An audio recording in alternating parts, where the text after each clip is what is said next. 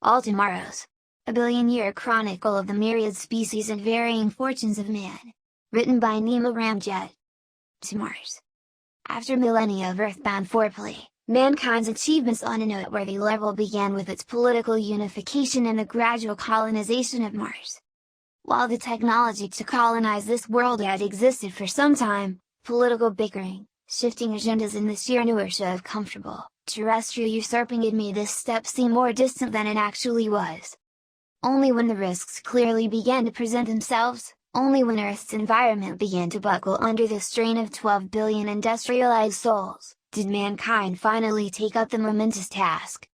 All through the decades, traveling to, and later settling on Mars had been envisioned as quick, relatively easy affairs, complicated but feasible and manageable in short term. As the push finally came to a shove, it was realized that this was not the case. It had to go step by step.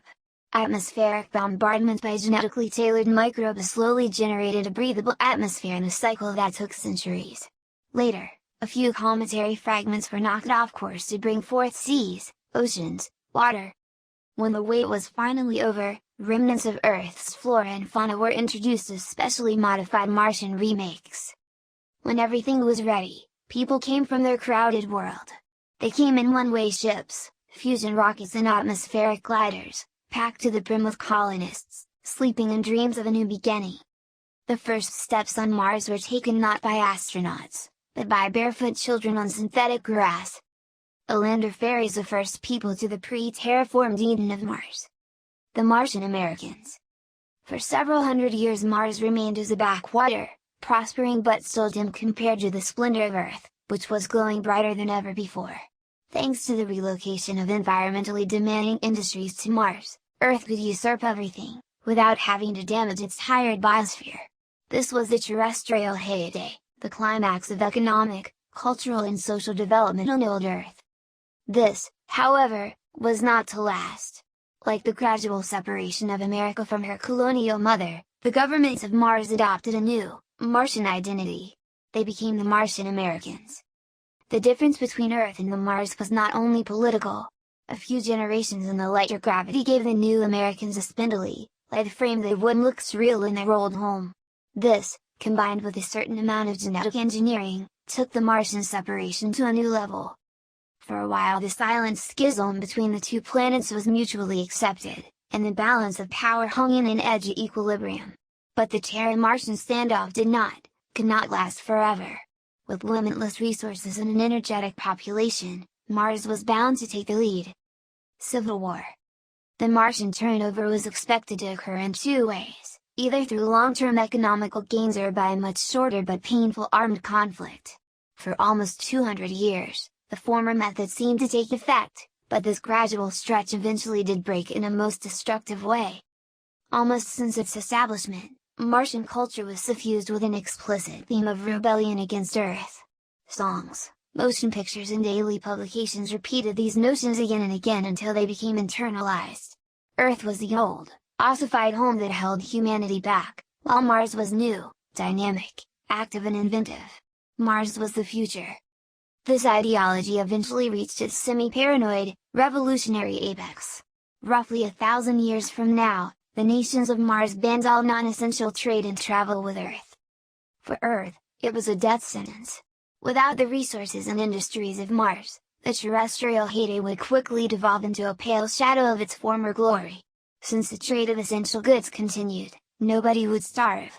But for every citizen of Earth, the Martian boycott meant the loss of up to 3/4 of their yearly income. Earth had no choice but to reclaim its former privileges, by force if necessary. Centuries after her political unification, Terra geared up for war. Most thinkers, and fantasists, of previous times had imagined interplanetary war as a glorious, fast-paced spectacle of massive spaceships, one-man fighters and last-minute heroics. No fantasy could have been further from the truth. War between planets was a slow, nerve-wracking series of precisely timed decisions that spelled destruction on biblical scales. Most of the time the combatants never saw each other. Most of the time the combatants were not there at all. War became a duel between complicated, autonomous machines programmed to maximize damage to the other side while trying to last a little longer. Such a conflict caused horrendous destruction on both sides. Phobos, one of Mars' moons, was shattered, and rained down as meteorite hail. Earth received a polar impact that killed off 1/3 of its population. Barely escaping extinction, the peoples of Earth and Mars made peace and reforged a united solar system. It had cost them more than 8 billion souls. Star people. The survivors agreed that massive changes were necessary to ensure that such a war never occurred again. These reforms were so comprehensive that they entailed non-political, economical but biological changes as well. One of the greatest differences between the people of the two planets was that over time, they had almost become different species. It was believed that the solar system could never completely unify until this discrepancy was overcome. The answer was a new human subspecies, equally and better adapted not only to Earth and Mars, but to the conditions of most newly terraformed environments as well. Furthermore, these beings were envisioned with larger brains and heightened talents, making them greater than the sum of their predecessors. Normally, it would be hard to convince any population to make a choice between mandatory sterilization and parenting a newfangled race of superior beings. However, memories of the war were still painfully fresh, and it was easier to implement these radical procedures in the wake of such slaughter. Any resistance to the birth of the new species did not extend beyond meager complaints and trivial strikes. In only a few generations, the new race began to prove its worth. Organized as a single state and aided by the technological developments of the war, they rapidly terraformed and colonized Venus, the asteroids and the moons of Jupiter and Saturn. Soon however, even the domain of Sol grew too small. The new people who inherited it wanted to go further, to new worlds under distant stars. They were to become the star people. Colonization and the mechanical Oedipus. Even for the star people, interplanetary travel was a momentous task. Early minds had boggled over the problem and fantasies such as faster-than-light travel and hyperspace emerged as the only solutions. Simply put, it was impossible to take a large number of people with enough supplies to even the closest star to make colonization feasible. The existing technologies could only slug along at mere percentages of light speed, making the journey an epoch-spanning affair. Enormous generation ships were conceived and even built, but these succumbed to technical difficulties or onboard anarchy after a few cycles. The solution was to first go there, and make the colonists later. To this end, fast and small, automated ships were sent forth to the stars. On board were semi-sentient machines programmed to replicate and terraform the destination, and construct its inhabitants from the genetic material stored on board. A bizarre problem plagued such attempts. The first generation of humans to be manufactured sometimes developed a strange affection for the machines that made them. They rejected their own kind and perished after the massive identity crisis that followed. This technological Oedipus complex was not uncommon. Nearly half of all the colony founding attempts were lost through it. Even then, however, the remaining half was enough to fill humanity's own spiral arm of the galaxy. The Summer of Man. Right after mankind's colonization of the galaxy came its first true golden age. Reared by machine prophets, the survivors of the Oedipal plagues built civilizations that equaled and even surpassed their solar forebears. This diffusion across the heavens did not mean a loss of unity. Across the skies, steady flows of electromagnetic communication linked mankind's worlds with such efficiency that there was no colony that did not know about the goings-on of her distant siblings. The free flow of information meant, among other things, a vastly accelerated pace of technological growth. What couldn't be figured out in one world was helped out by another, and any new developments were quickly made known to all in a realm that spanned centuries of light.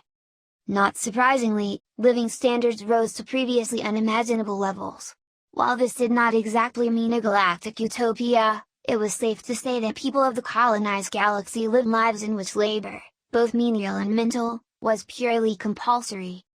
Thanks to the richness of the heavens and the toil of machines, each person had access to material and cultural wealth greater than that of some nations today. During all this development, a curious phenomenon was observed. While alien life was abundant in the stars, no one had encountered any signs of true intelligence. Some attributed this to an overall rarity, while others went as far as divine influence, resurrecting religion.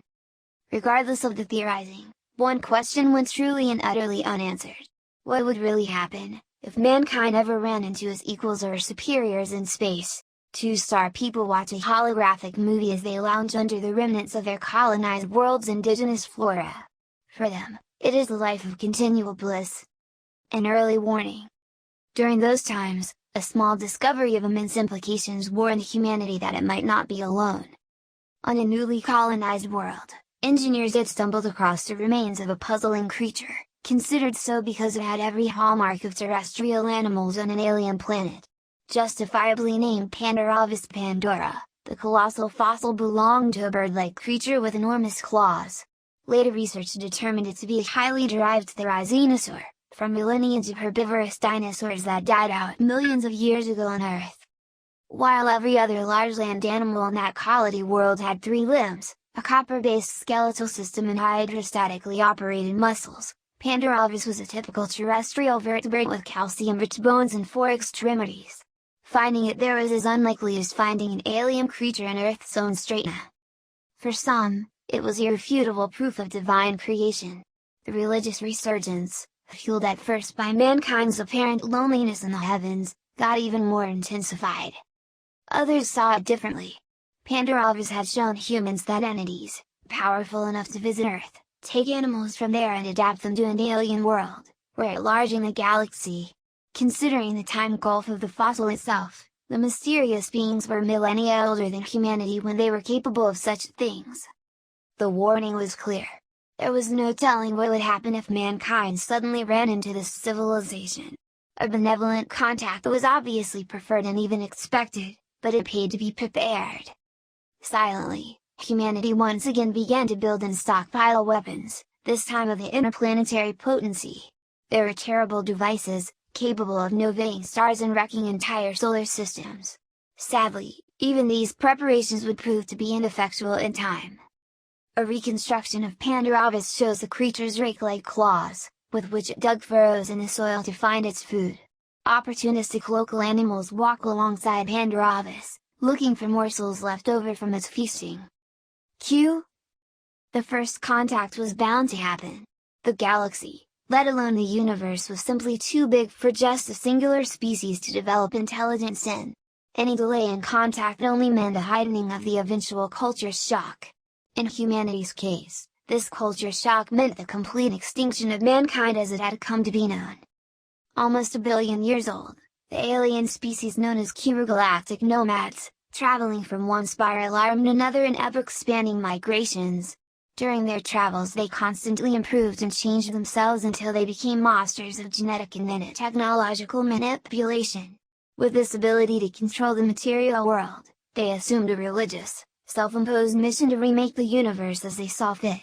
Powerful as gods, Q saw themselves as the divine harbingers of the future. This dogma was rooted in what had been a benevolent attempt to protect the race from its own power. However, blind, unquestioning obedience had made monsters of the Q. To them humanity, with all of its relative glories, was nothing more than a transmutable subject. Within less than 1,000 years, every human world was destroyed, depopulated, or even worse, changed. Despite the fervent rearmament, the colonies could achieve nothing against its billion-year-old foes, save for a few flashes of ephemeral resistance. Humanity, once the ruler of the stars, was now extinct. However, humans were not. Q triumphant in the fall of man. To his left floats an technological drone, to the right, a genetically modified tracing creature. Man extinguished. The worlds of humanity, gardens of terraformed paradise, seemed strangely empty to the Q. Often there were no raw materials available other than people, their cities, and a few basic niches of ecology, populated by genetically modified animals and plants from Earth. This was because humans had erased the original alien ecologies in the first place. Offended by another race trying to remake the universe, the Q set forth to punish these infidels by using them as the building materials of their vision. While this led to a complete extinguishment of human sentience, it also saved the species by preserving its genetic heritage in a myriad of strange new forms. Populated by ersatz humans, now in every guise from wild animals to pets to genetically modified tools, Q reigned supreme for 40 million years on the worlds of our galaxy. They erected kilometer-high monuments and changed the surfaces of entire worlds, apparently to whim. One day, they departed as they had come. For theirs was a never-ending quest, and they could not stop until they had swept through the entire cosmos. Behind them the Q left 1,000 worlds, each filled with bizarre creatures and ecologies that had once been men. Most of them perished right after their caretakers left, others lasted a little longer to succumb to long-term instabilities. On a precious few words, descendants of people actually managed to survive. In them lay the fate of the species, now divided and differentiated beyond recognition. A mile-high Q pyramid towers over the silent world that once housed 4 billion souls. Such structures are the hallmark of Q, and they can be seen on every habitable world they pass through. Worms. Their world lay under a scorching sun, its intensity made monstrous through the interventions of the bygone Q. The surface lay littered with husks of dead cities, baking aimlessly like shattered statues in a derelict oven. Yet life remained on this unforgiving place. Forests of crystalline plants blanketed the surface, recycling oxygen for the animal life that teemed underground. One such species, barely longer than the arms of their ancestors, was the sole surviving vertebrate. Furthermore, it was that planet's last heir of the star people. Distorted beyond recognition by genetic modification, they looked for all the world like pale, overgrown worms. Tiny, feeble feet and hands modified for digging were all that betrayed their noble heritage. Aside from these organs, all was simplified for the life underground. Their eyes were pinpricks, they lacked teeth, external ears and the better half of their nervous system. The lives of these ersatz people did not extend beyond digging aimlessly. If they encountered food, they devoured it. If they encountered others of their kind, they sometimes devoured them too. But mostly they mated and multiplied, and managed to preserve a single shred of their humanity in their genes. In time, it would do them good. 2 worm parents with their young. Titans. On the endless savanna of a long-extinguished colonial outpost, enormous beasts roamed supreme. More than 40 meters long by terrestrial measurements, these behemoths were actually the transmuted offspring of the star people. Several features betrayed their human ancestry. They still retained stubby thumbs on their elephant front feet, now useless for any sort of precise manipulation except for uprooting trees. They compensated this loss by developing their lower lip into a muscular, trunk-like organ that echoed the elephants of Earth's past. As bestial as they seemed, the Titans were among the smartest of the reduced submen that remained in the galaxy. Their hulking stance allowed for a developed brain, and gradually, sentience re-emerged. With their lip trunks they fashioned ornate wood carvings, erected hangar-like dwellings and even began a form of primitive agriculture. With settled life came the inevitable flood of language and literature. Myths and legends of the bygone, half-remembered past were told in booming voices across the vast plains. It was easy to see that, within a few 100,000 years, humanity could start again with these titanic primitives. Sadly, as a catastrophic ice age took over the Titans' homeworld, the gentle giants disappeared, never to return. Predators and prey. Devolved predators were common among humanity's feral worlds. Most of the time they resembled the vampires, werewolves and goblins of bygone lore, hunting equally subhuman prey with a combination of derived weaponry. Some had enormous heads with large, killing teeth, others tore their victims apart with talon-like feet. But the most common kinds bore modified fingers and thumbs, bristling with razor-sharp claws. The most efficient of these predators lived on one of mankind's first off-world colonies. In addition to paw-like hands with switchblade thumbs, they also had gaping, tooth-studded jaws on disproportionate heads with large, sensitive ears. All of these served to make them the dominant predators on their home planet. They ran the prairies, stalked the forests and ranged through the mountains in pursuit of different people, herbivorous salt-eaters with bird-like legs. While their prey lapsed into complete animosity, the hunters managed to keep the spark of intelligence alive in their evolutionary honing. Mantelopes. Not all devolved people lapsed into complete bestiality. Some held on to their minds, while losing all of their physiological advantages to the genetic meddling of the Q. A singular species was a prime exemplar. They had been bred as singers and memory retainers, acting much like living recorders during the reign of Q. When their masters left, they barely survived, reverting into a quadrupedal stance and occupying a niche as grazing herd animals. This change was so abrupt that the newly evolved mantelopes endured only due to the forgiving sterility of their artificial biosphere. The mantelopes, equipped with full, if slightly numbed, human minds and completely disabled animal bodies, lived agonizing lives. They could see and understand the world around them, but due to their bodies they could do nothing to change it. For centuries, mournful herds roamed the plains, singing songs of desperation and loss. Entire religions and oral traditions were woven around this crippling racial disability, as dramatic and detailed as any on bygone Earth. Fortunately, the selective forces of evolution made their agony a short-lived one. Simply put, a brain was not advantageous to develop if it could not be put in a good use. A dim-witted, half-minded mantelope grew up faster than a smart one, and grazed just as efficiently. The mantelope's animal children overtook them in less than 100,000 years, and their melancholic world fell silent for good. Nothing was sacred in the evolutionary process. Swimmers. Perhaps because their life cycle involved an aquatic larval stage, the Q had transmuted a large number of their human subjects into a bewildering array of aquatic creatures. Taken care of by specially bred attendants, these post-human water babies came in every shape and size imaginable. There were limbless, ribbon-like varieties of eel people, huge, whale-like behemoths, decorative people who swam by squirting water out of their hypertrophied mouths, and horrifying multitudes of brainless swallowers that served as food stock. All of them were perfectly domesticated. All of them went extinct when their masters left. All save a few lightly mutated, generalized forms. These swimmers still resembled their human ancestors to a large degree. They had no artificial gills, their hands were still visible through their front flippers, their feet were splayed affairs that functioned like a pair of tail flukes.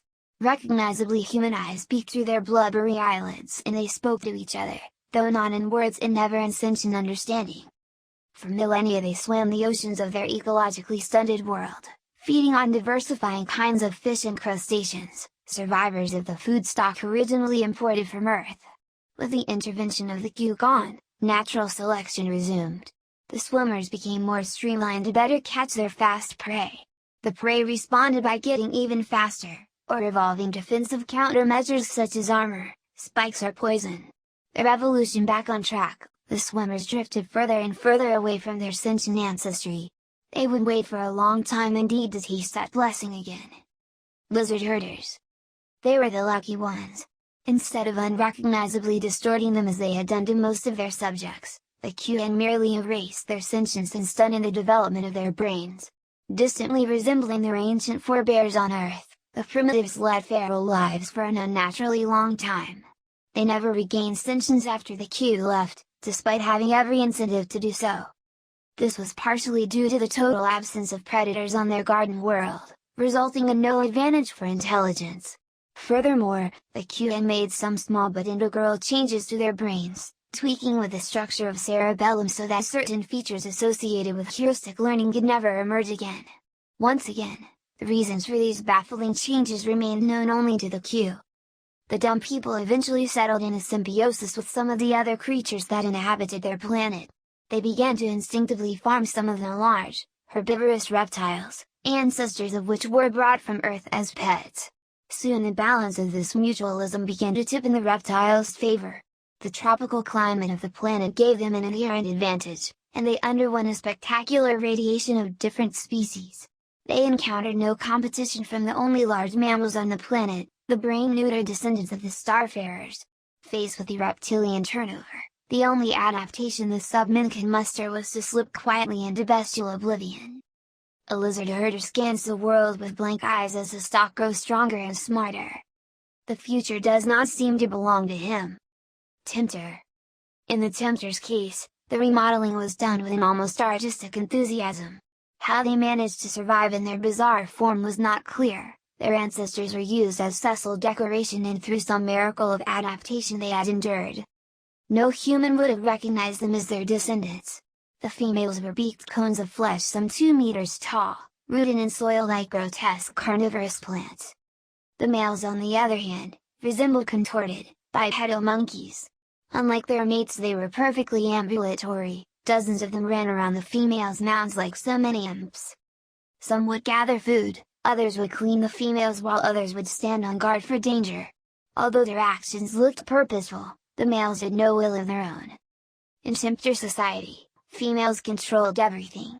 Using a combination of vocal and formal signals, they guided the masculine hordes into any number of menial tasks, while mating with the strongest, the most obedient and the dumbest to produce even better drones. On certain periods they would also give birth to a few precious females, who would be carried away by subservient males to root themselves. It was a terribly efficient hegemony that would certainly give rise to civilization in a matter of centuries had fate not intervened. As a stray comet obliterated the tempter's mound forests, one of humanity's best chances for re-emergence was cruelly swept away. A male and female tempter illustrate the sexual discrepancy that is characteristic to their species. Note the female's elongated, pit-like vagina. When mating, the males descend into it like subway commuters. Bone crusher. Through the deliberate modifications of Q and the blind molding of evolution, the heavens came to be populated with creatures that would put the myths of their ancestors to shame. Their ancestors were plain-sized pets of Q that were bred for the dazzling colors of their tooth-derived beaks. When their masters left, most of these pampered creatures died, with no one or nothing left to take care of them.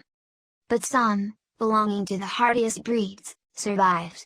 In less than a geological eye blink of a few million years, the descendants of such creatures radiated into the evolutionary vacuum of their garden world. One lineage led to a profusion of human herbivores. These were preyed upon by a variety of enamel-beaked raptors, each evolved to deal with a specific prey. Among these generalized niches were entire assemblages of specialized animals, resembling anything from ibis-filled swamp sifters to splendiferous forms with bizarre crests that flared out of their toothy beaks. There were even secondarily sentient forms, in the shape of the ogre-like bone crushers. To an observer of today they would indeed be the stuff of nightmares, 3 meters tall and hairy, sporting vicious thumb claws and enormous beaks that suited their scavenging diet. Despite their shortcomings, these corpse-eating primitives were one of the first species to attain intelligence, and although primitive, a level of civilization. All of this proved the fallacy of human prejudice in the post-human galaxy.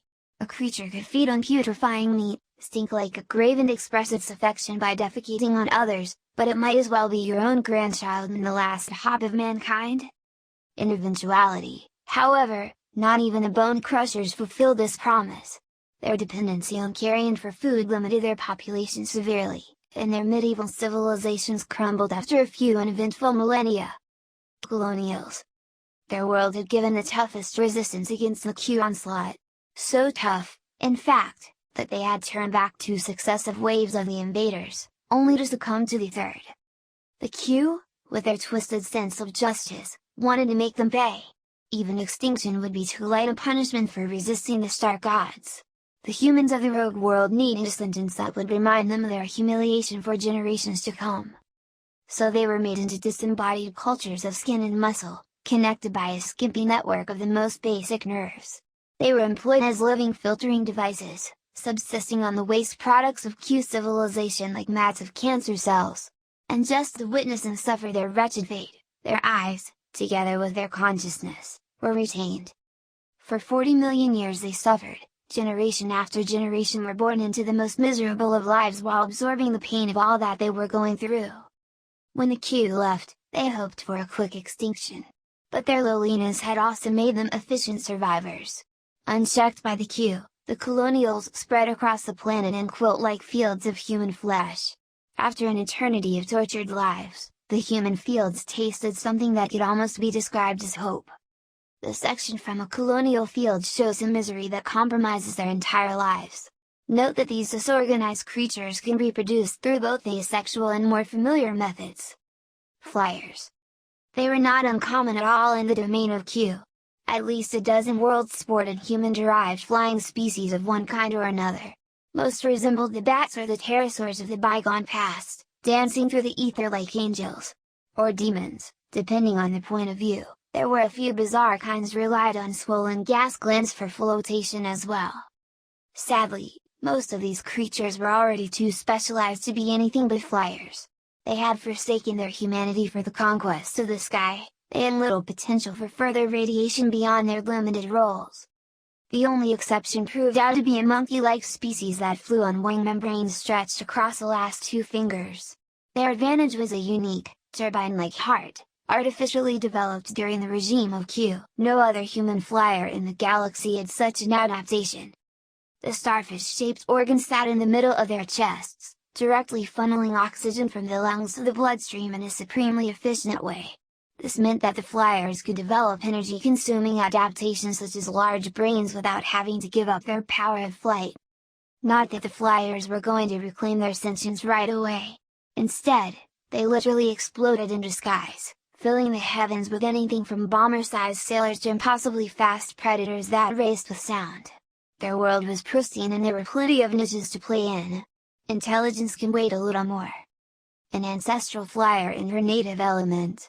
Although ungainly, these creatures have an artificial metabolic advantage that gives them tremendous evolutionary potential.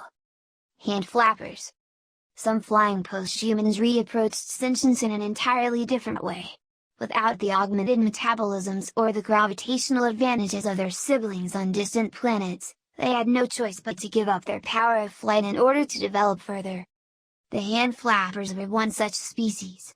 Their wings, once used for butterfly-like flutters in the unearthly gardens of Q, had shrunken and reverted back into their manual condition.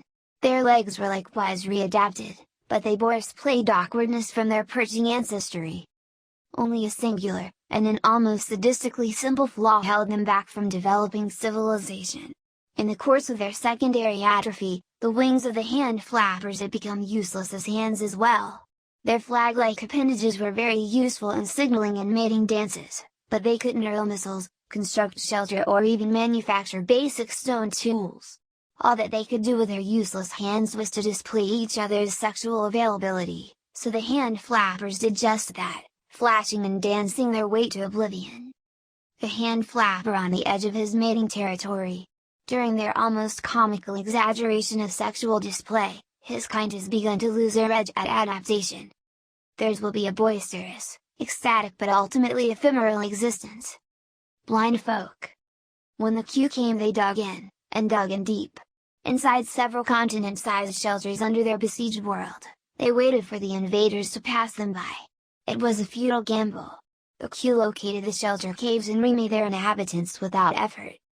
The shelters became home to an entirely different ecology, a realm of perpetual darkness, fueled by the trickle of water and nutrients from the world outside. The surprisingly complex ecology developed on this scant resource. Gigantic pale insects, the descendants of common household pests, competed with Dali-esque birds and rodents over fields of overgrown fungi. Predators were not uncommon. Almost crocodilian fish patrolled the underground streams and vast blind bats, echolocating with unnerving precision, took their toll on the residents of the cave floor. The kilometer-high ceilings of the shelters glowed in the dark with protean constellations of bioluminescent fungi, and in some cases, animals. People were present here as well, albeit in unfamiliar forms. They were more often heard than seen, as they tried to find their way in the dark with Banshee-like screams.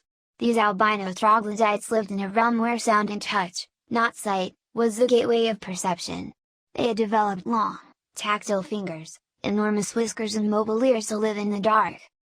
Where their eyes should have been, there was nothing but a patch of haunting, flawlessly smooth skin. Their perfect adaptation to the world of darkness had erased the most basic feature of human recognition. As adapted as they were doomed. Before the blind folk could develop any kind of intelligence to crawl out of their geographical graves, the glacial constriction of their world's continental plates snuffed out the shelters one by one. A startled blind father with his year-old daughter. Although he knows better to sit still in order to confuse sonar-equipped predators, the youngster screams and soils herself in terror. Their attenuated fingers are hallmarks of a lifetime spent in darkness. Lopsitters. The Q were grotesquely creative in their redesign of the human worlds. One group of misfortunate souls they transported to a planet with 36 times the amount of normal gravity, and made them over for life in this bizarrely inhospitable realm. The results of these experiments resembled nightmare sketchings of Bosch, Dali or Picasso. They looked like cripples squashed between sheets of glass. 3 out of their 4 limbs had become paddle-like organs for crawling, only one of their arms remained a spindly tool of manipulation. This singular, wisdom limb also doubled as an extra sensor, like the antennae of an insect. Their faces were different horrors altogether. All pretensions of symmetry, the hallmark of terrestrial animals from jawless fish onwards, were completely and utterly done away with. One bulging eye stared directly upward while the other scanned ahead, in the direction of the creature's vertically opening jaws. The ears were likewise distorted. Monstrous as they looked, these X-Men thrived in their heavy gravity environment. Once again there was the usual explosion of species into every available niche, and the lobsters consolidated their chances for a renewed sentience. A lobster feeds some indigenous pets native to his high-gravity world. The domestication of native fauna is the lobster's first step on the long way towards civilization. Striders. While the lobsters were redesigned to live under extreme gravity, another species had been adapted for life under the exact opposite conditions, on a Jovian moon with 1/5 of Earth's gravity. It was a world of wonders, where even the grass grew almost 10 meters tall and the trees were beyond belief, towering to sizes attained only by the skyscrapers of antiquity. In these surreal forests lived equally spectacular fauna, the descendants of pets, pests and livestock of humans, who in turn had been reduced to animosity as well. One can see them in the league-tall forests, almost dancing among the trees as they reared higher and higher to browse. Their arms, legs, and necks had been stretched impossibly thin, great flaps of skin blossomed throughout their bodies to dispense waste heat. Sometimes they would even change their color in order to reflect light and keep cool. Overheating was a great problem for their grotesquely tall, thin bodies. Although imposing, these giant combustion wraiths were developed as to be sickeningly fragile. Even on their gravitationally forgiving world, a fowl can shatter their bones, and slipping down from a branch would prove to be fatal. Sometimes, on the open plains, even a strong wind could bring them down like the toppling masts. They survived entirely due to the merciful conditions of their garden world, which were about to change drastically. About 2 million years after the Q left their towering works of human art, a lineage of fearsome predators evolved from the terrestrial poultry that had gone feral on the planet. Resembling attenuated versions of their dinosaur ancestors, the predators swept through the garden world like wildfires, extinguishing any species too fragile to escape, or resist. The peaceful, delicate striders were among the first to go. Parasites. Humanity had diverged into two separate lineages on their world. On one hand there were several races of almost Australopithecine cripples, degraded by the Q for managing to turn back their initial wave of invasion. Yet simple atavism was too light a punishment for them. Their twisted relatives, the parasites, made up the second part of their sentence. There were actually several kinds of parasitic X-people, ranging from tortoise-sized ambulatory vampires to the more common fist-sized variety that lived attached to their hosts. There was even a tiny, endoparasitic kind that infested the wombs of their female victims like ghastly, living abortions. All of these evolutionary tortures were played out under the careful scrutiny of the Q for 40 million years. The punishment was still baroque, so elaborate that most of the artificial parasite-host relationships died out when the Q left. Some submen learned to cleanse their tick-like relatives by drowning, burning or even eating them. Others, like the vaginal parasites, died out as their aggressive method of parasitism effectively sterilized their hosts. Yet one or two varieties did manage to cling onto their hosts with abdominal suckers, muscular, gripping limbs and sterile, pain-soothing saliva. But their success did not lie entirely in the strength of their parasitical advantages. They also learned to regulate their dumb hosts, not killing them by overinfestation and thus ensuring their own long-term survival as well. In any case, totally single-sided relations were rare in any ecology, natural or artificial. In millennial cycles, the cousin species' vicious parasitism began to give way into something more beneficial for both sides. A parasitic person, shown real size. Although their fate seems inhumane in every aspect to an observer of today, their very survival shows that such subjective values are ineffectually matters of long-term survival. Fingerfishers. Their ancestors were trapped on an archipelago world, a planet sprinkled with many small continents and countless islands over interconnected networks of calm, swallow seas. Like a magnified Aegean, this place was a terrestrial paradise in many respects.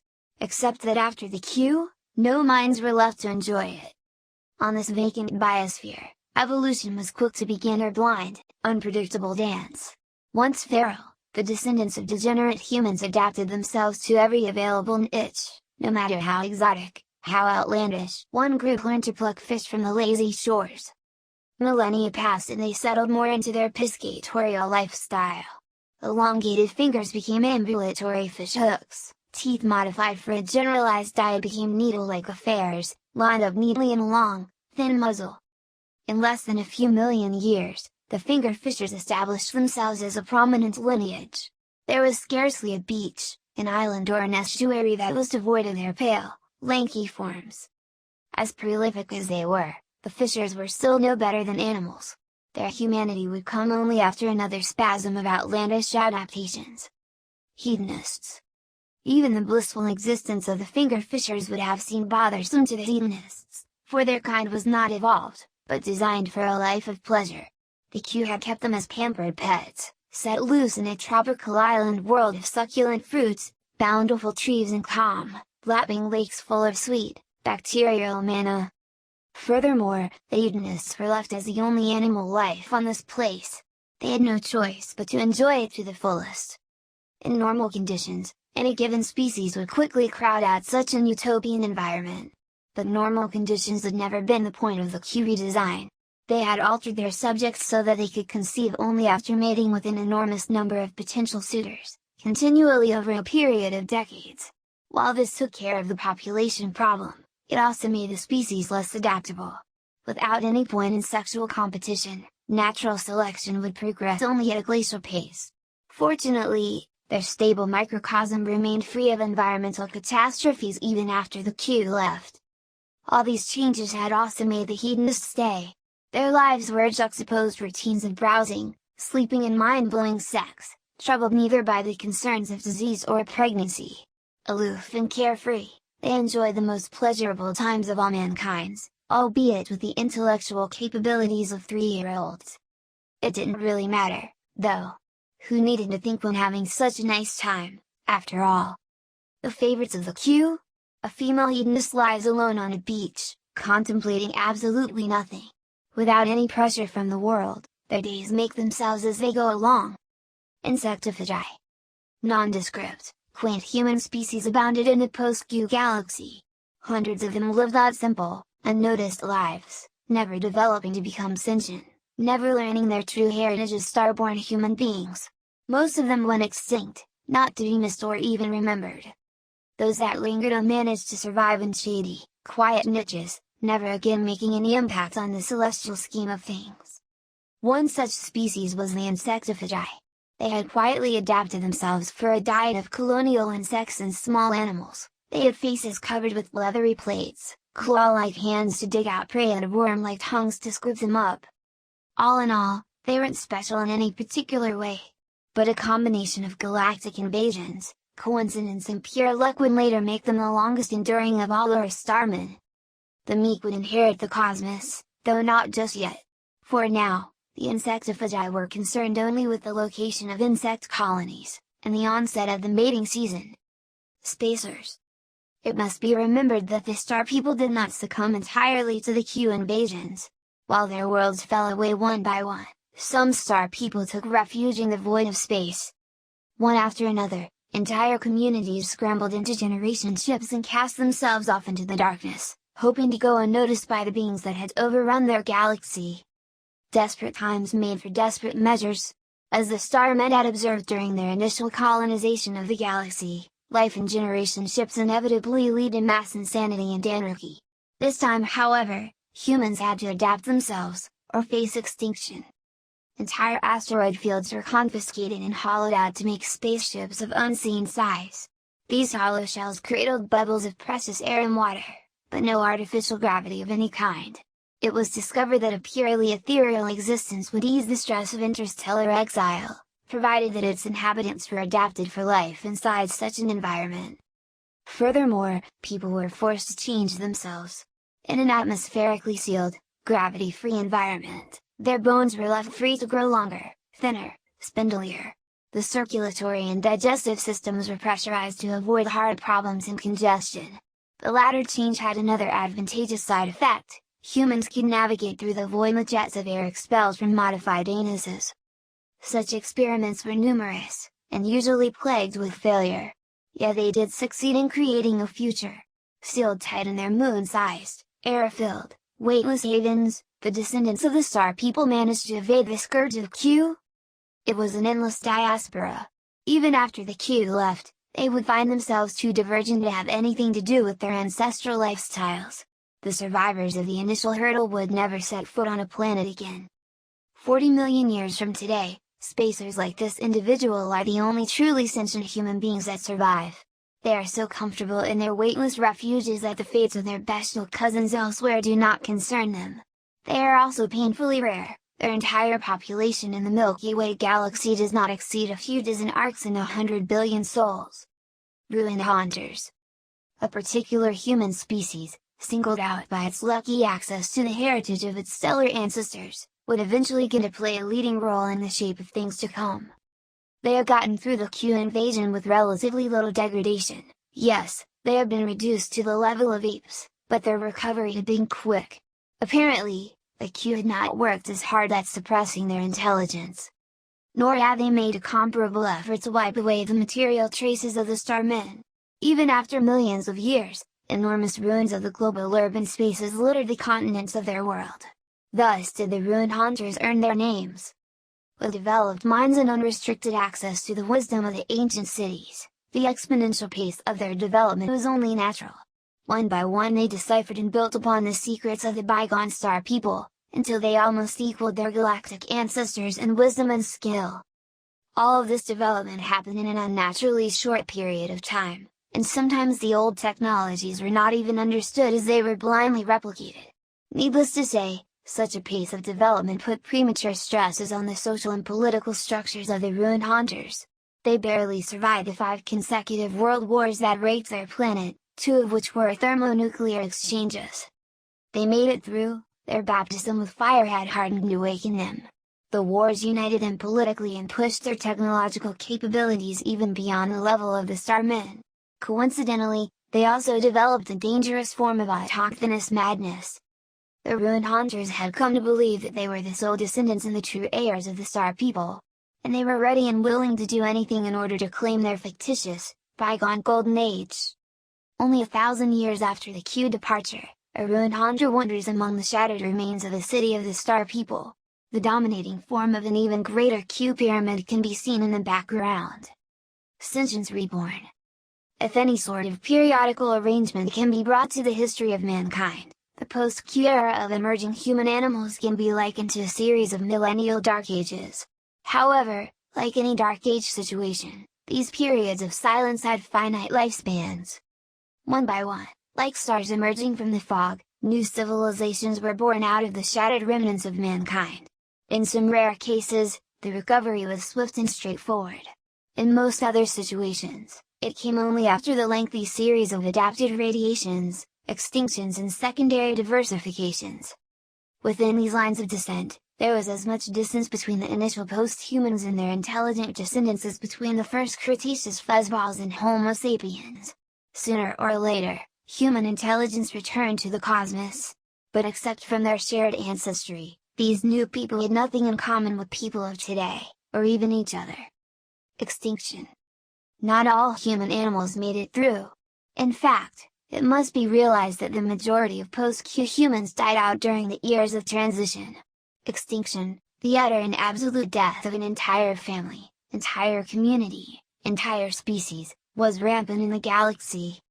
There was nothing cruel or dramatic in all of this. Extinction was as common, and as natural as speciation. Sometimes a species simply failed to adapt to competition, or the abrupt change of conditions. On other occasions, their numbers dwindled across imperceptible gulfs of time. This way or the other, human animals faded out. In all of this death, however, there was new life. As one species vacated a certain niche, others would soon step in to take its place. Adapted radiations would follow, filling in the blanks with myriads of diverse and varied forms.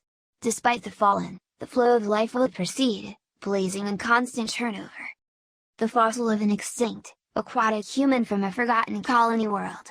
Unbeknownst to the universe, his kind adapted, flourished and died out soon after the Q retreat.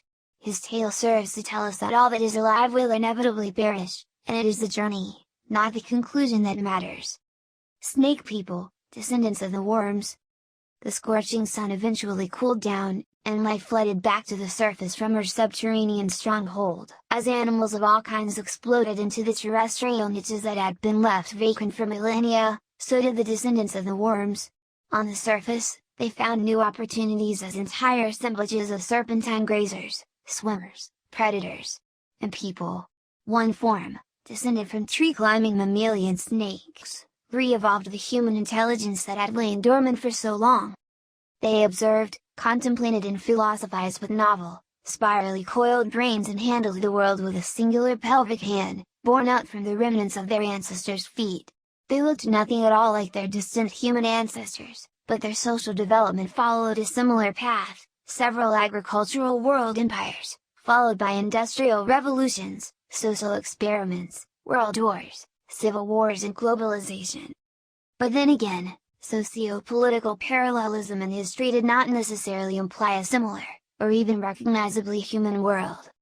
Modern cities of the global snake world were tangles of pipe-like roads, branching, three-dimensional railroads and windowless, hole-like buildings. Though their knotted architecture differed from region to region, these settlements generally looked like kilometer-wide balls of glass, metal, plastic and cloth, wrapped so tightly that a human of today would find it impossible to move inside them. Plazas and open areas were totally absent, as they presented navigational obstacles and areas of insecurity. The revolutionary background in the trees had made the snake people into borderline agoraphobes. None of these, of course, was unusual to the snakes in any way. Their relatively alien lifestyle was as particular to them as ours is to us. All across their world, the arterial cities throbbed with people, each with their own joys, sorrows and chores, living out lives as human as any other intelligent beings. A snake person at home, enjoying a book while smoking and listening to vibrational ground music. Through the open door can be seen the chaotic tangle of the city. Killer folk, descendants of the human predators. The carnivores also rebounded into civilization.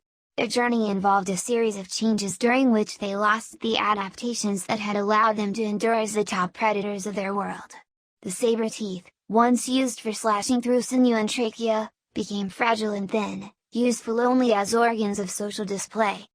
The hook-like thumb claws were also reduced, but not deleted.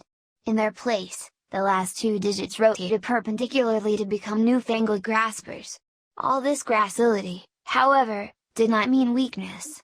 Although they were no longer specialized for hunting, the killer folk could still kill with their bare hands, but only if they really wanted to. What enormous claws and teeth could not do, they could easily achieve with bow, arrow, flintlock repeater or gas rifle. Their descent from predators gave the killer folk a unique social profile. Almost all of their religions had rituals allowing for periods of completely natural, animalistic hunts and duels. This necessity of ending these atavistic urges also led to the formation of religious hunter nobilities, privileged warriors who were skilled in the arts of hunting, war and murder. Entire societies were assembled underneath these ruling classes, orderly communities that erupted once every year into an orgy of death, sex, and prayer. For thousands of years nomadic warriors, together with their vast herds of one's human livestock, chased and battled each other across a chessboard of continents. All of this chaos was to be swept apart with the advent of modernity.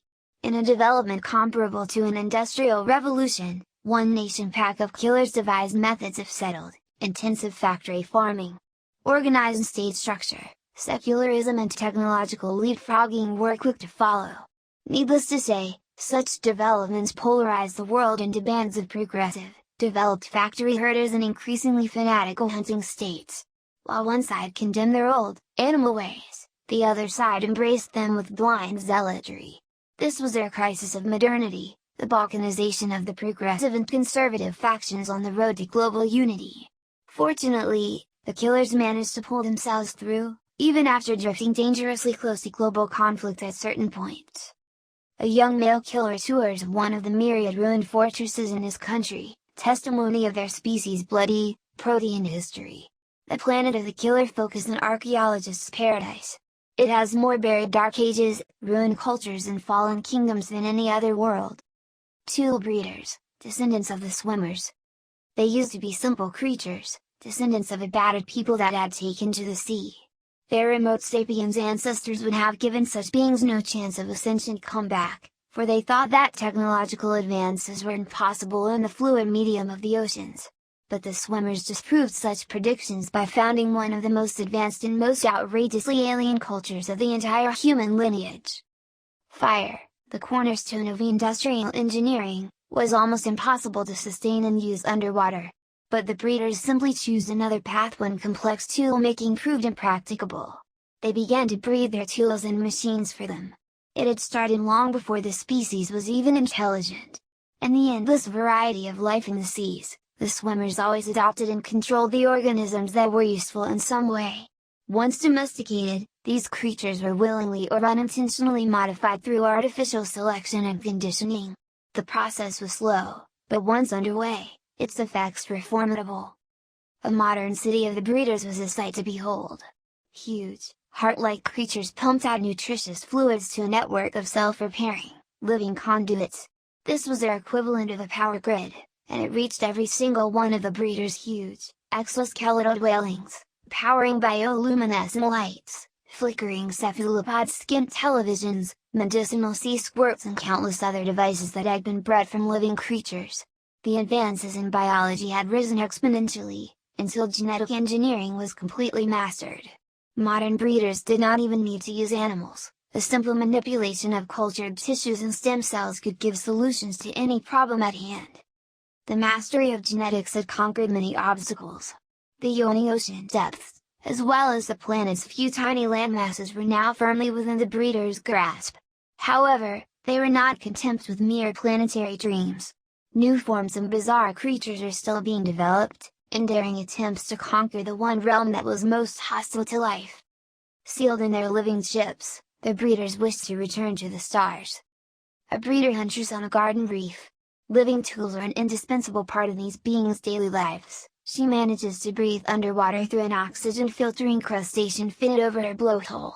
She holds a mollusk-derived rifle that shoots out specially modified fish teeth, and her companion is a brain-augmented fish that has been hardwired to return kills. Buildings made from calcified shells glitter in the background, ablaze with bioluminescence. Saurosapiens, livestock of the lizard herders. One of humanity's eventual inheritors was not even human.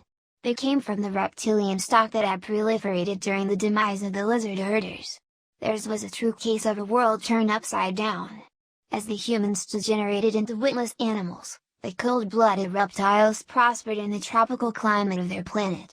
Millennia passed and they began to produce increasingly smarter forms, one of which, distantly resembling featherless versions of the predatory dinosaurs of the past, actually crossed over the threshold of sentience and built up a series of civilizations.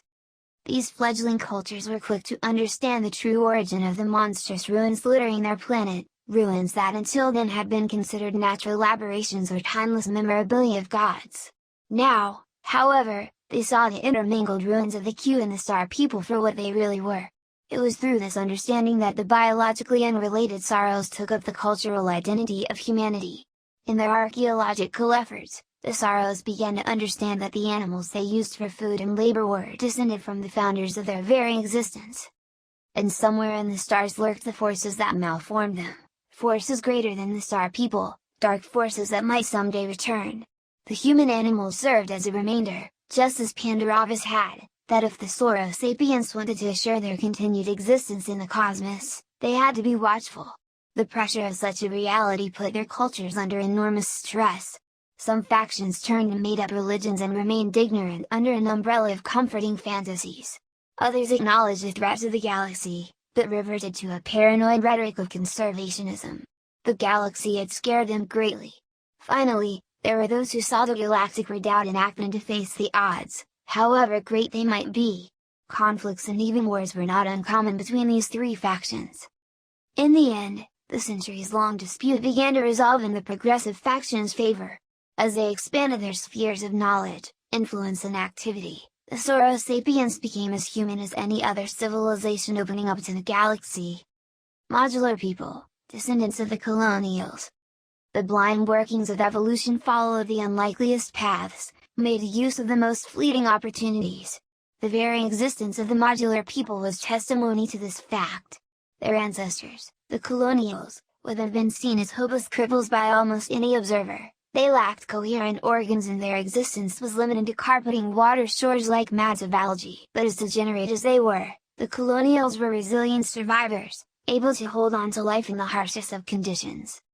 As time passed, they began to organize themselves in differentiated colonies instead of homogeneous mats. In the colonies, each human cell could perform a singular function and benefit from the union of others. Thus began the Great Age of Organization, during which different colonies competed with each other by developing specialized human cells that would give them an edge in the struggle for life. Some colonies grew enormous taproots that were able to siphon resources from far away. Others abandoned roots altogether and began to move themselves on starfish-like foot segments. Some colonies came up with units equipped with claws and poisons, taking competition to a brand new, deadly level. Others responded to the threat with armor plating, or watcher cells equipped with enormous eyes. The eventual winner of this colonial arms race was a sentient colony, organized around hyper-specialized units whose entire purpose was to direct the others. These colonies spread around the planet as they adapted the parts of their rivals to function within themselves. Thus were the modular people born.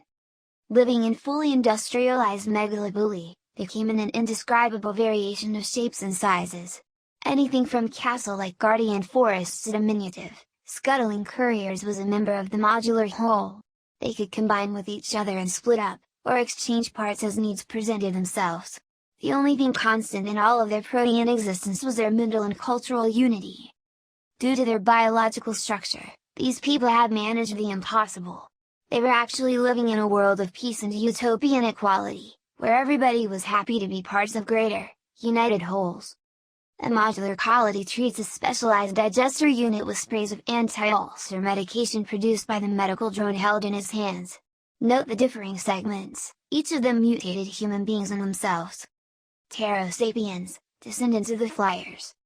The Flyers' supercharged hearts had given them an evolutionary winning hand, and they diversified to fill up the heavens. It was only a time before the competition in the skies got too intense, even for their souped-up metabolisms. Some lineages gave up their wings and returned to the ground, living as differing sorts of predators, herbivores and even swimmers. Their aerial adaptations gave them an edge on the ground and they produced forms of stupendous size and agility. There were wonderful beings, but no sentience came out of the terrestrial sky beasts. Instead, civilization flowered in the skies. One species, from the line of waiting, stork-like predators, evolved a brain that was large enough to imagine and act upon the world. Their feet, already versatile to catch slippery, swamp-dwelling prey, got even more articulate and assumed the role of hands. As a compensation they lost some of their aerial streamlining, but what they could not do with their bodies, they were more than able to make up with their minds. Their power of flight made the Ptero sapiens a global folk, before they could invent nations and borders. With such an inherent ease of travel, ideas and individuals diffused too fast for social differences to ossify.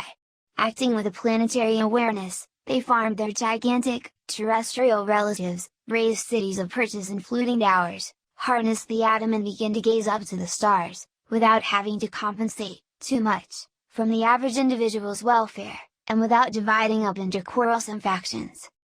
As egalitarian as their life seemed, they paid a stunning, inevitable price. Their hearts, even in their boosted state, had trouble supporting their power of flight and grotesquely large brains at the same time. As a consequence, they had an ephemeral lifespan. A Ptero sapien was sexually mature at 2, middle-aged by 16 and usually dead by 23 years of our time. This grim cycle caused them to appreciate every moment of their existence dearly, and they pondered upon it with feverish intensity. A shelf of scrolls by Ptero sapien philosophers would have been the envy of every human library. In their cities, life blazed away with unreal speed, rushing past to meet fleeting deadlines. As a species, the angelic Flyers were victims of heart disease. A Ptero sapien poses by the bizarre buildings of a seaside resort. At 10 days long, this will be the only Holiday Inn in her ephemeral life. Asymmetric people, descendants of the lobsitters. Although contorted by gravity, the lobsitters managed to regain their sentience, and develop a civilization in a short few million years. squat, pancake-like buildings spread all over their planet. These constructs looked like squashed bunkers, and they were never more than a few meters high.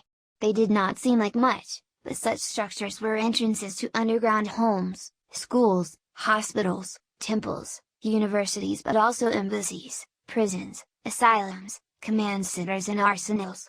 They lived strange lives, but the Lobsitters were human in all of their virtues and evils. Thus, it was only natural for them to expand outwards and look for new frontiers to colonize. Fortunately, their solar system harbored other planets, similar to the Lobsitter homeworld in almost all respects except gravity. But they weren't willing to let such trivial details stop them. Throughout their history, humans had always risked changing themselves to preserve their future. It was a risky gamble, but it had paid off since the days of the Martian Americans. But re-engineering the flattened Lobsitter body for a benign gravity was a monumental task indeed. Suffice to say that the experiments took millennia to achieve even limited success. After countless attempts, the asymmetric people were born, or rather made. Their bodies were changed considerably. What had been Shuvite toes to slither through the high-gravity dirt had become centipedal legs, and the singular, grasping hand was elongated to an extreme degree. Their grotesque faces had been inverted and turned upside down after reverting from a flounder-like existence. Twisted as they were, members of this new race enjoyed tremendous advantages over their flattened forefathers. Their social development also paralleled that of the bygone Martian Americans. Once again there was a golden age, followed by increasing tensions and interplanetary war. But unlike the Martians, the Asymmetrics ruthlessly exterminated their parent race and went on to rule the solar system alone. On the way, they stumbled across the remains of the Q and the Star People and advanced immensely. Triumphant on their own realm, they turned to the heavens for further exploits. An asymmetric nobleman poses nude to reveal his bizarre anatomy. Normally, these creatures dress up in elaborate garments that resemble heaps of interconnected, enlarged stockings. Symbiotes, descendants of the parasites. As time passed, the relationships between the parasites and their hosts got connected to such a degree that it began to involve a cooperation of the individuals. These were no longer single-sided relationships. In exchange for the host's nutritious blood, the parasites offered their heightened senses as early warning against predators and other hazards. The great arms race of symbiotic relationships thus commenced. Certain parasites offered their hosts larger eyes, others sharper senses of smell, hearing, or even additional defensive weapons in the shape of venomous saliva, malodorant sprays, or an extra bite. The hosts returned the favor with longer running legs, stronger bodies, and specialized, ergonomic nesting sites rich in blood vessels and covered in insulating fur. Different complexes of parasite and host species evolved, compatible only amongst themselves. The development of such creatures was in a way reminiscent of the great modular colonies, thriving on their own world light years away. But unlike the modulars, the components of the symbiotes belonged to different species, instead of modified variations of the same basic organism. In eventuality, both relationships led to the same point, sentience. In the secluded forests of a certain continent, a new parasitic species developed. They did not have the ballistic poison sprays, infectious stings, or the grossly hypertrophied armed claws of their relatives. Instead, these parasites offered a simpler bargain, an ability to think in return of total submission. Initially this relationship was more like a horse and its rider, but after a few 100,000 years the symbiotes could manipulate their hosts like puppets through a combination of tactile and olfactory signals. A few more millennia and these combined beings developed an order not unlike our own, complete with countries, politics and even war, albeit reduced in the newly globalizing world culture. In this age technology filled most functions of the hosts, but a thriving husbandry of these creatures still remained due to tradition and simple efficiency. An average symbiote would begin the day on his business host, and move on to a more comfortable domestic one when he returned home after work. And perhaps, on the olfactory television, he would smell news of the excavations of the million-year-old Q ruins, of the marvelous discoveries salvaged from the Starman wrecks, or of the enormous radio arrays that rose everywhere to listen to the stars. It was a pattern that was being repeated all over. A symbiote poses on one of the several hosts. In the background can be seen some of their rural housing, with man-sized doors for the mindless hosts, and the smaller holes for their intelligent patrons. Sail people, descendants of the fingerfishers. The fingerfishers were already among the most divergent of the post-human races. With harpoon-like digits and almost crocodilian muzzles, they looked nothing like their parental stock, but even this form would look conservative to their sentient descendants. With many small, scattered islands, isolated subcontinents and differentiated niches, their homeworld was an evolutionary cauldron where isolated members of certain species could, under the right circumstances, evolve into wildly different forms. This condition was similar to the island realms of Madagascar, Galapagos, or Hawaii on old Earth, except that this time, it was on a global scale. Some descendants of the fishers, trapped on lonely islands, grew smaller and developed their fishing claws into graceful wings. Others took directly to the sea and became the analogues of whales, dolphins and mosasaurs. Within this evolutionary bubbling, one particular lineage gave rise to the ancestral sail people.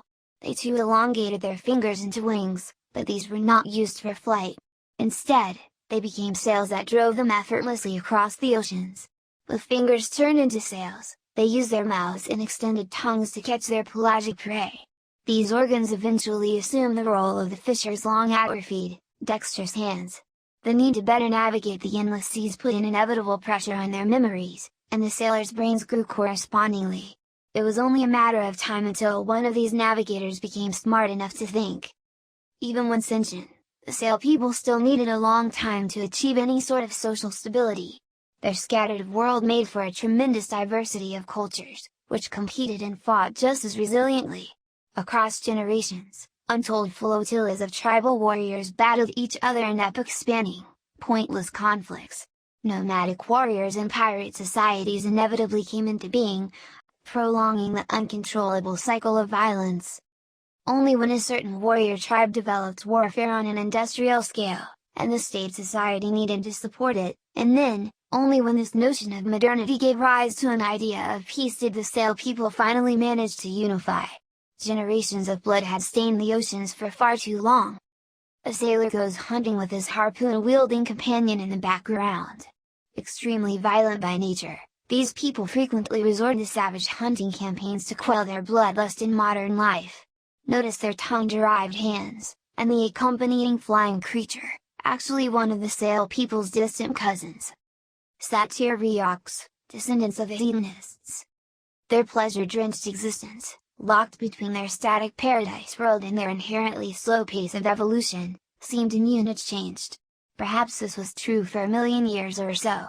But on larger scales, complete stasis was a fable. During a particular era, geologic upheavals throw up huge masses of land over the shallow oceans of their world. The hedonists, until then trapped on a singular island no bigger than today's Iceland, were not late to colonize these new pastures. This was more of a necessary exodus, since the events that raised the new lands had also thrown up enormous clouds of ash that smothered the atmosphere and blocked out the sun. Their innocence finally spoiled, most of the hedonists died out, unable to adapt. The only survivors were fast-breeding freaks who had abandoned the reproductive works of their ancestors. It was these forms that colonized the newborn continent and gave rise to a multitude of species which included the Satyr-Ryoks, sentient heirs to the hedonists. These beings resembled their ancestors to a great degree, except that they now sported enormous tails, boneless organs of balance woven out of extended pelvic muscles and fat. Along this appendage, their entire bodies are reoriented in horizontal, almost dinosaurian postures. Although they had abandoned the frantic reproductive strategies of their ancestors, their social lives still retained a delightful tint of casual promiscuity. The Satyr-Ryoks civilization was quick to establish itself globally, for even with the additional land masses, the terrestrial domain of their world remained no larger than Australia. For a while 3 and then 2 land empires competed each other, before dissolving into a myriad smaller nations and finally reunifying into a coherent world order. From this point on, the Satyr-Ryoks world once again became a valhalla of pleasure. With festivals, concerts and ritualized orgies punctuating every working week. This time, however, it could all be savored by true intelligence. Satyr-Ryoks' audience goes wild as the performer hits the climax of his song. Such events are an everyday part of the Satyr-Ryoks' life. Bug facers, descendants of the insectophagi. Over time, their insectivorous ancestors came to resemble their prey. Hardened, leathery faceplates, once used for defense against stings and bites, ossified and became integrated into the jaw structure. Their hands and feet, with reduced numbers of fingers and toes, developed into pincer-like affairs. Even their metabolism reverted partially into ectothermy in the balmy, lazy climate of their planet. But it was none of those adaptations that gave them the edge in survival. Simply put, a congenital defect allowed them to regain their sentience. Even after the smothering by the Q, the genes of the star people remained dormant in their cells. Through pure coincidence, one lineage of the insectivagi developed an atavistic throwback, resulting in larger brains, which just happened to be useful in cracking open insect nests with crude stone tools. It was easy ride from there on. Although millennia long in itself, the development from stone axe to spaceship was an eye blink in geological time.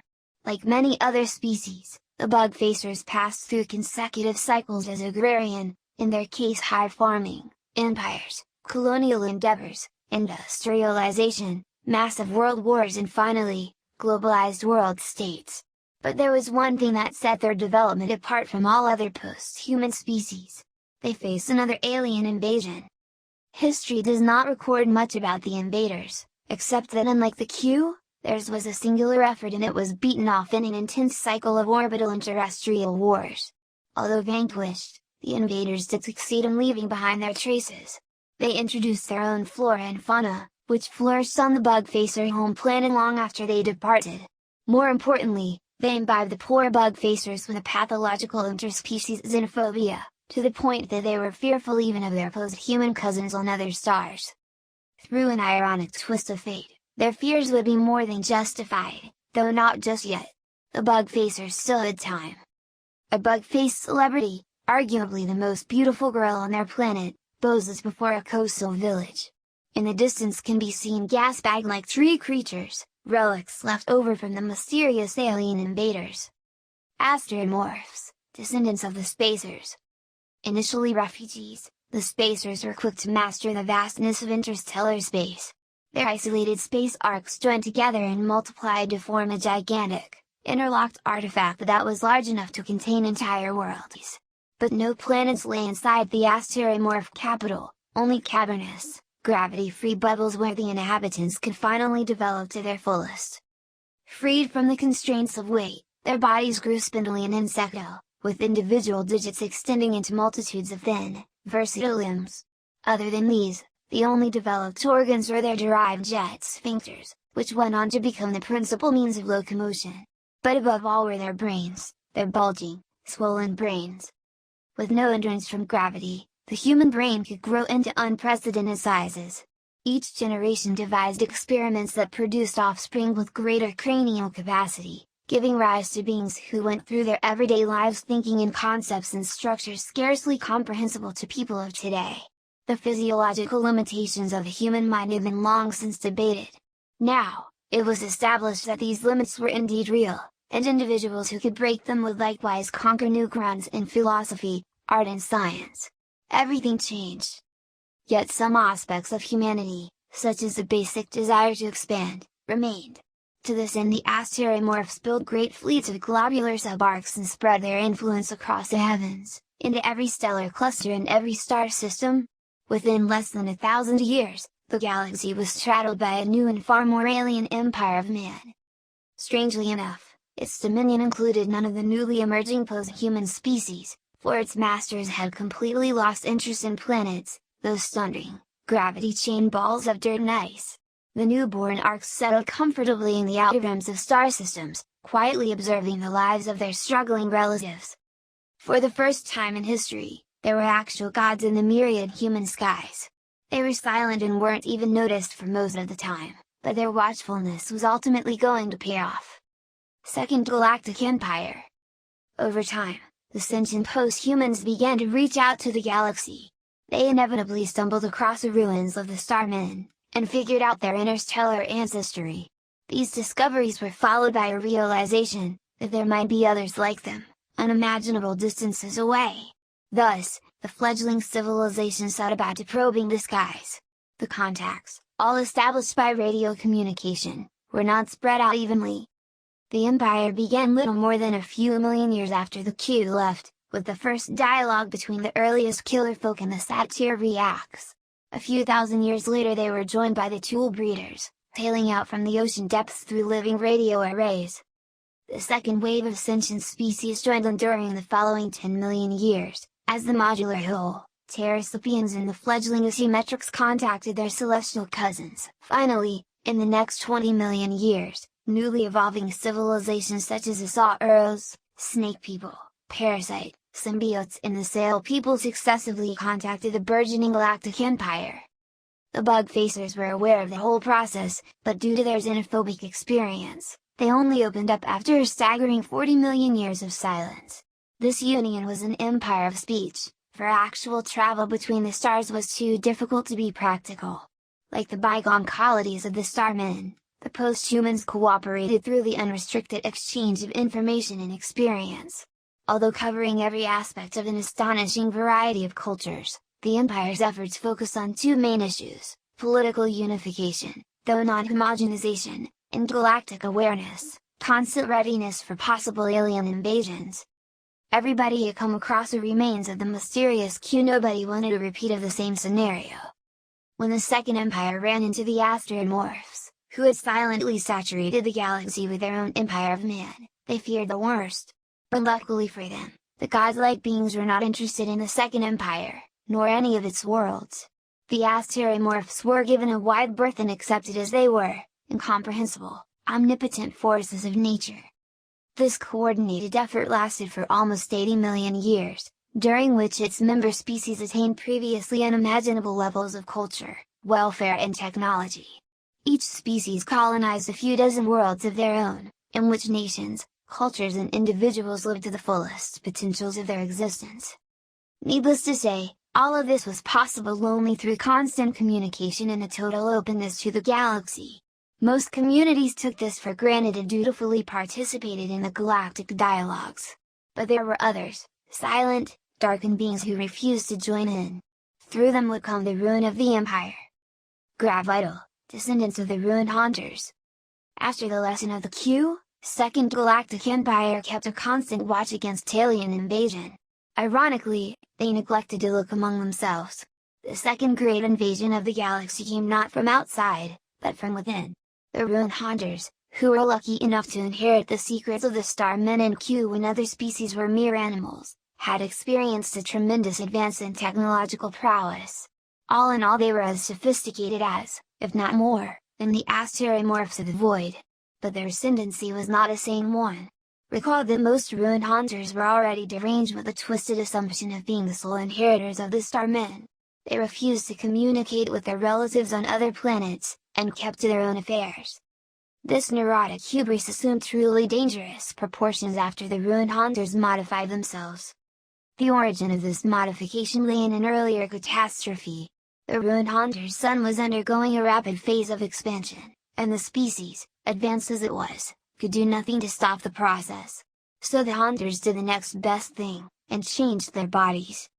The infernal conditions of this solar expansion meant that a biological reconstruction was totally out of the question.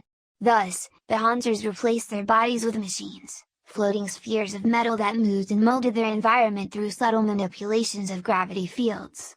In earlier versions the spheres still cradled the organic brains of the last Haunters. But in successive generations, ways of containing the mind within quantum computers were devised, and the transformation became absolute. The ruined Haunters were replaced by the completely mechanical Gravital. While not even organic, the Gravital still retained human dreams, human ambitions and human delusions of grandeur. This, combined with mechanical bodies that allowed them to cross space with ease, made interstellar war a frightening possibility. Machine invasion. It took a long time for the Gravital to prepare. Propulsion systems were perfected and new bodies capable of withstanding the interstellar jumps were devised. But when they finally decided that the time was nigh, nothing survived the slaughter. The invasions followed a brutally simple plan.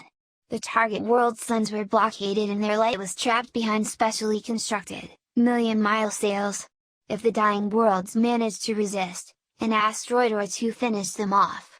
Enormous invasion fleets were built, but it was rarely necessary to deploy them. the machines had caught their cousins completely off guard. The Great Dyings, all of which occurred in a relatively quick, 10,000-year period, stretched the boundaries of genocide and horror. Almost all of the new human species, unique beings who had endured mass extinctions, navigated evolutionary knife edges and survived to build worlds of their own, vanished without a trace. Even the Q had been loyal to life, they had distorted and subjugated their victims, but in the end they had allowed them to survive. To the machines, however, life was a luxury. Such thorough ruthlessness was not, ironically, born out of any kind of actual hatred. The Gravital, long accustomed to their mechanical bodies, simply did not acknowledge the life of their organic cousins. When this apathy was mixed with their insane claims as the sole heirs of the Starmen, the extinctions were carried out with the banality of, say, an engineer tearing down an abandoned building. Under the reign of the machines, the galaxy entered a brand new dark age. A rare instance of a direct invasion by the machines, on one of the shore cities of the Killer Folk. Most of the time the inhabitants of the Second Empire were wiped out globally, without the necessity of such confrontations. When considering the invasion, the machine invasion brought on the greatest wave of extinctions the galaxy had ever seen, for it was not a simple act of war by one species against another, but a systematized destruction of life itself.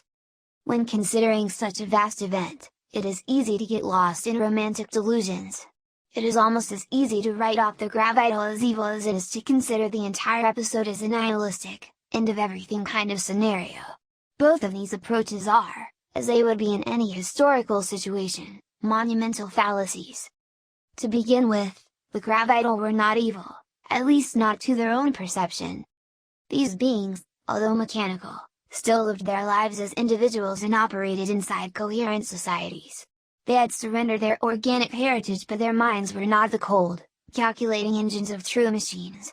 Even after giving orders that would destroy 1 billion souls, a Gravital would have a home to go to, and, as incredibly as it might sound, a family and a circle of friends towards which it felt genuine affection.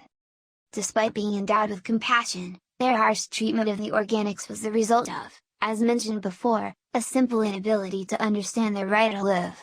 Furthermore, the Gravital did not constitute a singular, indivisible whole whose entire purpose was to wreck the universe. True, their technological advancement had allowed them to form a pan-galactic entity, but within itself the machine empire was divided into political factions, and even religious faiths. Superimposed over these fault lines were the daily lives and personal affairs of families and individuals. Like any sentient being, they had a sense of identity and thus, differing agendas. Nor did the machine invasion mean the end of everything. There certainly was a widespread destruction of life, but what was lost was only organic life. Consuming energy, directing it for reproduction, thought and even evolution, the machines were as alive as any carbon-based organism. Despite the turnover, life of a sort survived, and as would be seen, even preserved some of its organic predecessors. Subjects, many descendants of the Bug-Facers.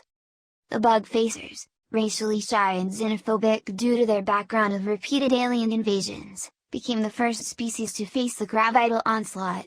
As ironic as their fate seemed, the Bug-Facers were the luckiest of the post-humans. Instead of being exterminated like the rest of their cousins, they survived as the only organic beings in the machine empire. The precise reasons for their retention remain unknown to this day. Perhaps the machines hadn't perfected their ruthless apathy by then. Or perhaps they pitied the poor organics, and allowed them to maintain a stunted parody of an existence. Whatever the reason, the Bug-Facers endured. But they hardly resembled their original ancestors anymore. Genetic engineering, the lost art of the galaxy threading Q, and later, the tool breeders as well, was mastered almost as comprehensively by the machines. Not hesitating to warp the beings which they did not really consider to be alive, they spliced their way into the Bug-Facer DNA, producing generations of literal abominations. Would a woman or a man of today show any apprehension towards reassembling a computer, or even recycling trash? Such was the attitude of the triumphant Gravital. Thus, multitudes of subjects were produced, distorted to such an extent that even the meddling of the Q seemed comparatively timid. Most of them were used as servants, caretakers and manual laborers. These were the lucky forms. Some submen were reduced to the level of cell cultures, useful only for gas exchange and waste filtering. Others were molded into completely artificial ecologies, baroque simulations that served only as entertainment.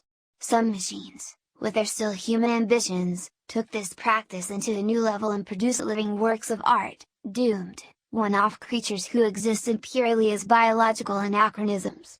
Being tool, slave or entertainment, humanity narrowly held on to its biological heritage, while its machine cousins reigned supreme for an unbelievable 50 million years. The bug-facer archetype, flanked by two of his twisted descendants. To his left, a phallus-bearing polydactyl, bred as a sacrificial offering in one of the many different machine religions. To the right, a one-off work of art, designed to play its modified fingers like a set of drums while emulating the tunes of a certain pop song. The other machines. Recall that despite its galaxy-cradling might, the machine empire was not homogeneous. It contained dozens of differing factions that did not always agree on everything, including the treatment of their downtrodden, biological subjects. Some machines, over a process involving several religious, social and philosophical doctrines, began to comprehend the universality of life, and the common origin of organic and mechanical humanities.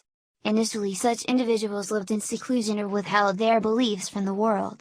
They secretly engineered lineages of subjects that could live, move and think as freely as they could. In a few memorable instances the engineers fell in love with their creations, and their martyrdom inspired other machines to think just a little differently. Eventually, the ideology gained enough momentum to be practiced openly in everyday life. However, the sect of toleration soon ran into odds with their hardline, pan-mechanical rivals. The seething intolerance between the two factions finally broke when some tolerant machines won and so set several worlds aside for the unrestricted development of biological life. All hell broke loose in the machine empire. The apparently seamless monolith of the galaxy experienced its first short, bitter civil war. The war did not cause any lasting damage, but it plainly illuminated one fact. The greatest entity the galaxy had ever seen was not without its problems. The fall of the machines, return of the spacers. In the longer run, the internal struggles of the machine empire just might have led to its downfall. But, there was no need to wait that long, as the empire died a shorter, but immensely more cataclysmic death. For a long time, the machine and the Asterimorph empires had been eyeing each other nervously. They hadn't yet run into open confrontations, as the Asterimorphs kept mostly to their outer space arcs and the machine empire occupied the planets. In almost every inhabitable solar system of the galaxy, the same upside-down tension built up between organic beings living in the void, and machines inhabiting perfectly terrestrial worlds. Power was evenly balanced between the two rival empires. Moreover, this balance involved forces strong enough to destroy planets en masse. Each side knew that any kind of war would result in mutual annihilation, and only insanity could start such a conflict. Well, the post-Civil War empire of the machines did go insane, in a sense. In order to divert attention from internal struggles, it needed a new enemy to consolidate its rival factions against. How unwise, that this enemy came to be the Asterimorphs. It is unnecessary and nearly impossible to describe the carnage that followed. The conflicts lasted anywhere up to a few million years, and the resulting loss of life, both mechanical and organic, made the initial machine genocide seem irrelevant. When the cosmic dust settled, the winners displayed themselves. The conquerors were the Asterimorphs, changed beyond recognition after 50 million years of continual self-perfection. Their grossly hypertrophied brains stretched out like wings on either side, and their finger-derived limbs had formed an intricate set of sails and legs. Endowed with superior technology and limitless patience, these beings almost completely destroyed the machines, despite losing a substantial number of their own species. The conflict also thrust the Asterimorphs into the affairs of their long-neglected human cousins. As impossible as this seemed, some of the machine's subjects had survived the ordeal. Now, the Asterimorphs could no longer look away. With the machines gone, it was up to the Asterimorphs to clean up after them. They took up the subjects and used their genetic heritage to populate entire planets. During this age of reconstruction, which lasted for another 2 million years, many Asterimorph world builders emerged as true gods, creating inhabited worlds almost out of scratch. Their subjects, meanwhile, became the inheritors of a truly new, war-torn phoenix of the galaxy. The post-war galaxy. When replenishing lost worlds, the Asterimorph gods also took measures to ensure the continued safety of their creations. The abrupt rise of the machines had shown that unless carefully regulated, the wealth of the stars could always host a race of pangalactic usurpers. The Asterimorphs, watchful but ever transparent, did not want to interfere directly. Instead, they produced terrestrial versions of their own kind to regulate the galaxy. They adapted their delicate, ethereal fingers into spidery limbs, and shrunk their brains considerably to readjust to the rigors of gravity. The resulting sideline was stunted by Asterimorph standards, but still it produced demigods in every sense of the word. These beings, known often as the terrestrial spacers or simply the terrestrials, nurtured and controlled the development of the post-war civilizations on many planets. They acted as caretakers, prophets, kings and emperors, but also as grim reapers as the occasion dictated. The endeavor did not always proceed as smoothly as planned, of course. Most of the time the newborn races refused to heed their mentors and in several cases even rebelled against them. Needless to say, this crime was always punished with a swift extinction. Furthermore, even the terrestrials grew corrupted. Instead of offering guidance, terrestrials on many planets simply played God, weaving contrived religions around themselves to shamelessly exploit their subjects. It was not ethical or even productive, but this method seemed to guarantee more stability than actually trying to bring up the new races. This way or another, organic sentience reclaimed its dominance in the galaxy. The new empire, managed by terrestrials, populated by a myriad descendants of the subjects, and overseen ultimately by the omniscient Asterimorphs, achieved greater progress and a longer-lasting calm in the galaxy than all of its predecessors combined. A new terrestrial shows the highly divergent, yet still bizarrely human anatomy that is the characteristic of this species. These particular terrestrials maintain a religious hegemony over their clueless subjects, dressing up in elaborate veils and headgear to assert their divine inheritance. The new machines. Long after their fall from grace, the machines still clung on to existence. During the initial aftermath of the war, the Asterimorphs had planned to exterminate every last one of them, only to discover that the machines were simply too useful to destroy. For millions of years they had perfected the interface between mind and machine to such an extent that they can live and operate in the most inhospitable conditions. Such beings, deprived of their galaxy-straddling power, would make invaluable contributions to research and exploration in the new empire. There was a sense of poetic justice in all of this. The machines, who once distorted biological life forms to their whim, were finally treated to a similar fate. To begin with, the Asterimorphs completely scrapped their ability of self-contained gravitational manipulation, the very force that had rendered them invulnerable in the first place. They were given finite lifespans and slightly numbed imaginations, so that history would not repeat itself. The degradatory nature of these changes, however, did not imply an overall regression. Unlike their ancestors, the new machines were endowed with nanotechnological bodies that could remodel themselves continuously, which meant that they could come in every shape and size imaginable, and then some that could not. A machine citizen can live for some time in the void of the space, conducting research, and then transform into a completely different body planned for a holiday on a cometary halo, tropical jungle or methane ocean. He or she would also make the trip personally by growing temporary hyperdrives and ramjet engines. Despite their breathtaking versatility, the machines were never as common or prominent, even after completely accepting their role as lowly citizens of the new empire. The greatest wars in conceivable history had ingrained the organics with too deep a mistrust of their mechanical neighbors, and the new machines were always treated with a degree of discrimination. The sins of their fathers had come to shackle this most splendorous of all human species. A machine citizen of the new empire. She sports a dazzling pair of branching arms that suit both the latest fashion trends and her job as an artisan.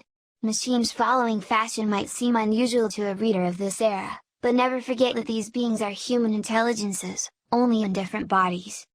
Second contact. With successive waves of machine-aided discovery and colonization, the new empire grew exponentially. Such was the growth of wealth and progress that its description would need the use of concepts that remain unexplored today. To talk with a man of today about the comings and goings of the new empire would be akin to giving lectures of 20th century geopolitics to a hunter-gatherer. This magnificent entity was not blind to the universe around it. It tuned in its eyes, ears and sensors, and probed the events of the surrounding galaxies. The New Galactics suspected that the surrounding nebulae might also have their indigenous folk, and it was wise to contact them before a misunderstanding, or a conflict can occur. On the darker side, these observations also served as lookouts for potential invaders. Even then, the memory of the Q was not forgotten. The discovery was eventually made. One of the neighboring galaxies was showing patterns of activity that were the unmistakable signs of a sentient organization. Some thinkers reviled in the discovery of a new civilization, while others feared a return of the Q. Fortunately, a second encounter with an alien species proved to be a peaceful one. Perhaps the intelligences of both galaxies were finally mature enough to meet without quarreling. The other galaxy was dominated by connected unions of different beings, presided over by various kinds of amphicephali, bizarre creatures that resembled giant snakes with heads on both ends, one of which bore a secondary, retractile body that they would use to interact with the world. Apparently, they had undergone alternating series of regressions, evolutionary radiations and self-imposed genetic makeovers, just as humanity had. With all of their wild difference, the amphicephali were welcome. They were the first, but surely not the last. An amphicephalous ambassador with spaceships typical of their kind. Her strange body plan betrays an evolutionary history as complicated as that of humanity. Earth rediscovered. The purpose of this work is not to describe the limitless progress that followed the cross-galactic contact. One could go indefinitely, chronicling how the United Galaxies re-encountered and subdued the Q, how they cradled their suns with artificial shells, multiplying their inhabitable zones a billionfold, how they crisscrossed interstellar space with wormholes and made travel a thing of the past. Ultimately, descendants of those beings even conquered time itself, prolonging the existence of their minds indefinitely via rejuvenating technologies. For a time, all men were gods. But from our vantage point, one discovery truly stood out in this orgy of advance. Compared with gargantuan achievements like the taming of space and the construction of the star shells, it was a mere blip, a revelation of long-forgotten trivia. This was the rediscovery of Earth, the birthplace of humanity, where the omnipresent astromorph, the star gliding machine, and the millions of humble resident races could all trace their origins. It was made quietly, by a singular researcher combing the vestiges of forgotten history, decade after decade. Millions of years of wars, invasions and extinctions had buried the evidence thoroughly and comprehensively. When she finally came across irrefutable evidence, nobody was around to celebrate. They would come later. By the time of Earth's rediscovery, humans have diverged considerably from their ancestral forms. Return. The discovery sparked a certain amount of interest, though nowhere as much as other breakthroughs had. To most humans of the cosmos, their ancestral birthplace was simply an interesting piece of information, a piece of trivia with which they had lost all ties. Still, a ship was sent forth, and it landed without ceremony, for now there was no intelligence left on Earth. Too far away from the main centers of population, it had been completely ignored, gone stagnant and feral. But still, it was home. When the explorers stepped out, human feet trod on old Earth once more, after an absence of 560 million years. Mankind was back home. All tomorrows. I must conclude my words with a confession. Mankind, the very species which I've chronicling from its terrestrial infancy to its domination of the galaxies, is extinct. All the beings which you saw on the preceding pages, from the lowly worm to the wind-riding sail people, from the megalomaniac Gravitol to the ultimate galactic citizens, lie a billion years dead. We are only beginning to piece a story together. What you read was our best approximation of the truth. Why did they disappear? Perhaps it was a final, unimaginable war of annihilation, one that transcended the very meaning of conflict. Perhaps it was a gradual breakup of the United Galaxies, and every race facing their private end slowly afterwards. Or perhaps, the wildest theories suggest, it was a mass migration to another plane of existence. A journey into somewhere, sometime, something else. But the bottom line is, we honestly don't know. Ultimately, however, what happened to humanity does not matter. Like every other story, it was a temporary one, indeed long but ultimately ephemeral. It did not have a coherent ending, but then again it did not need to. The tale of humanity was never its ultimate domination of 1,000 galaxies, or its mysterious exit into the unknown.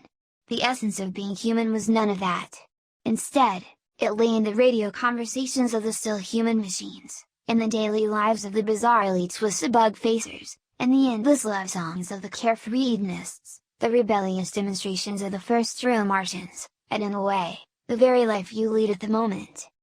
Many throughout history were unaware of this most basic fact. The Q, in dreams of an ideal future, distorted the worlds they came across. Later on the Gravital, with their insane desire to recreate the past, caused the ugliest massacres in the history of the galaxy. Even now, it is sickeningly easy for beings to get lost in false grand narratives, living out completely driven lives in pursuit of non-existent codes, ideals, climaxes and golden ages. And blindly thinking that their stories serve absolute ends, such creatures almost always end up harming themselves, if not those around them. To those like the misguided, look at the story of man, and come to your senses. It is not the destination, but the trip that matters. What you do today influences tomorrow, not the other way around. Love today, and seize all tomorrows. The author, with the billion-year-old human skull,